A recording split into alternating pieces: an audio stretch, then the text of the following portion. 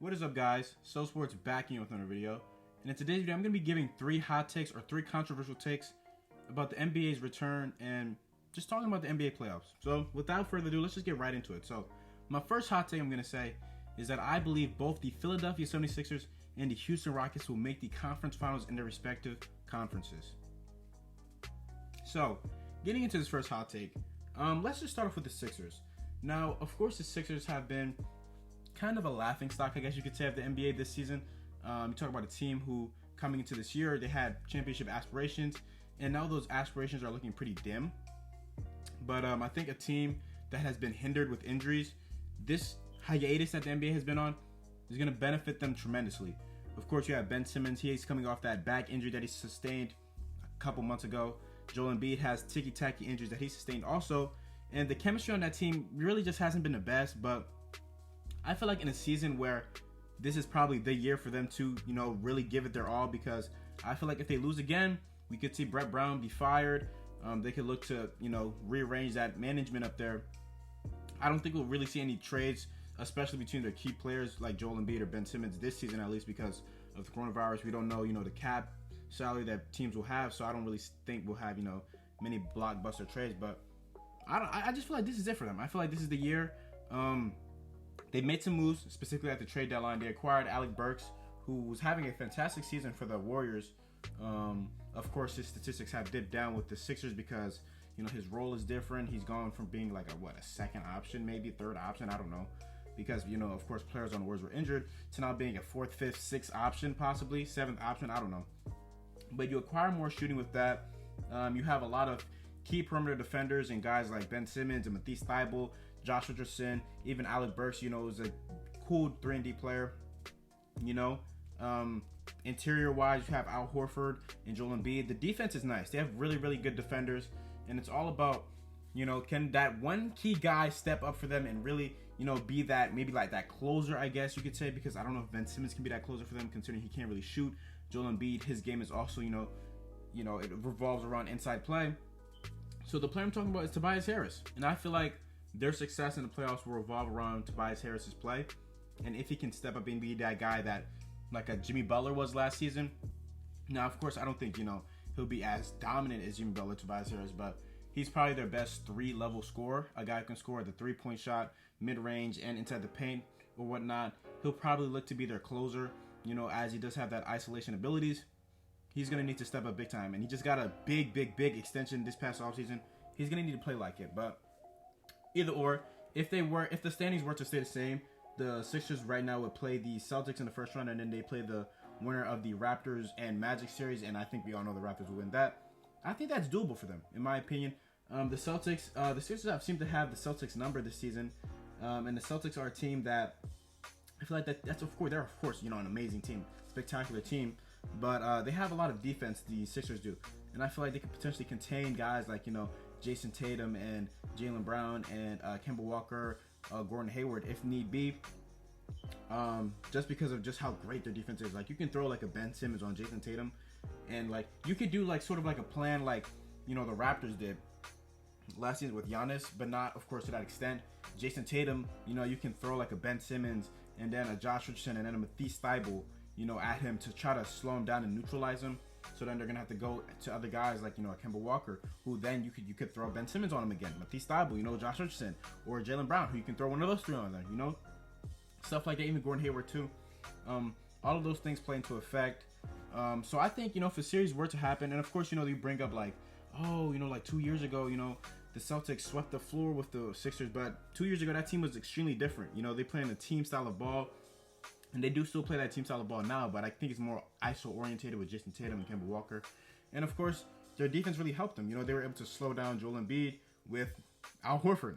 Al Horford's not on the team. He's on the Sixers, actually. So, if the Sixers can, Brett Brown can rearrange this lineup and create a lineup of, like, Ben Simmons at the 1, either Josh Richardson or Alec Burks at the 2, either Josh Richardson or Alec Burks at the 3, move Tobias back to his normal position at the 4, and then Embiid at the 5. Off the bench, you still have Al Horford, that veteran presence, who can, still facilitate slightly. He does definitely have that facilitating ability, as well as the paint defense. I think they have a very good shot. And then the Raptors, of course, they're an excellent team, but again, they don't have Kawhi this year. So, players are gonna have to be bumped up a role. Like a guy like Kyle Lowry, instead of having to be that third option potentially, he's probably gonna have to go back to being the second or first option like he was, a couple seasons ago. And we know when he was those options, he did not play well in the playoffs. But it's a lot of question marks. I don't know. I just feel like the Sixers can definitely turn it around, and I feel like this is their chance to really turn it around and surprise the league. Now, moving on to the Rockets, I feel like the Rockets is probably much more believable because of how Russ and Harden have been playing this season. They have this small ball lineup, and, again, if the standings were to stay the same, the Rockets will play the Nuggets in the first round, and then they play the Clippers in the second round, as if that's, saying that those teams will beat their respective opponents. Specifically, the Clippers, they play the Mavericks in the first round. The standings will stay the same. For the Rockets, going against the Nuggets in the first round, I think they can definitely beat the Nuggets, specifically, my concern with the Nuggets is Jokic. And I think it's something that not a lot of people are really talking about. That Jokic, he got the coronavirus. We've known that. Woj talked about that, a couple weeks ago. And though, he might have beaten it, the coronavirus is a respiratory disease, so it's going to attack your lungs. And once you beat it, it's not gone. It's going to stay in your system. It's going to affect your lungs for the rest of your life. And for a player that plays in a sport that is, very cardio induced, where you have to be running up and down the court for 30, 35, 40 minutes, especially in the playoffs when, Jokic is going to be asked to play 30, 35, more like 35 or 40 minutes a game every other night or every 2 days or something like that. That's going to really take a toll on his body. And I'm interested to see how his performance dips, or if it stays the same. We're not too sure, but it's some big concerns right there. So I think they can definitely beat that team. Moving on to the Clippers, though, my biggest concern with the Clippers is their chemistry.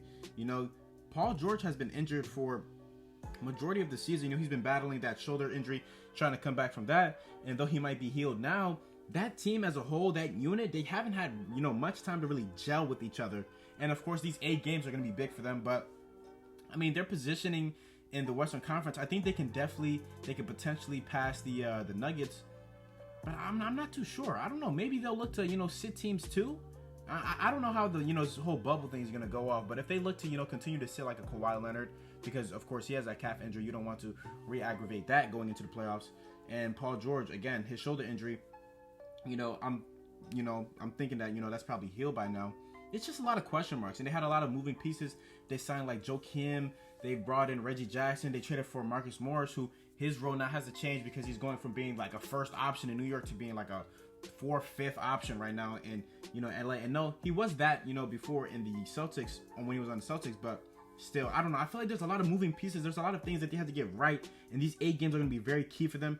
And for a team like the Rockets, who have been playing with these set teams that they have right now for a long time now, I just like their chemistry more. Russell Westbrook and James Harden, this is going to be a year where they have to prove the world wrong and show that they are, amazing playoff performers, and they've both been playing well.